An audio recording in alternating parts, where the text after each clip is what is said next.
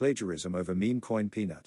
Peanut the Squirrel owner Mark Longo has launched an offensive against Binance, accusing the crypto exchange of unauthorized use of his trademark to promote the Memecoin PNUT. Trademark infringement complaint. Binance, one of the largest crypto exchanges, is facing serious allegations of intellectual property infringement. Mark Longo, creator of Peanut the Squirrel, claims that the exchange used his mascot's image and name without consent to promote the Memecoin PNUT. The case, which was revealed in a cease and desist letter sent to Binance, could become a major legal case in the cryptocurrency industry. According to Mark Longo, Binance allegedly used its trademark and mascot without authorization to market the Memecoin PNUT. The coin, largely inspired by the iconic squirrel, has created confusion among investors. The official letter points out that the use of the terms Peanut the Squirrel and Peanut, in conjunction with a similar image, constitutes a direct violation of U.S. copyright law.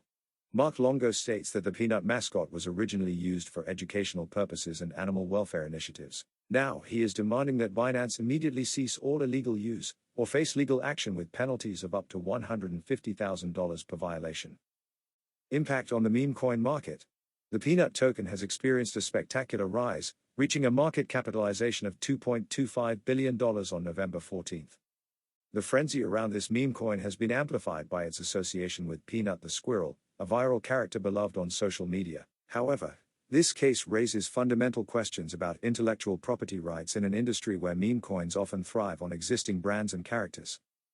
Legal experts warn that this lawsuit could set a precedent for other viral-themed cryptocurrencies, where the lines between inspiration and infringement remain blurred.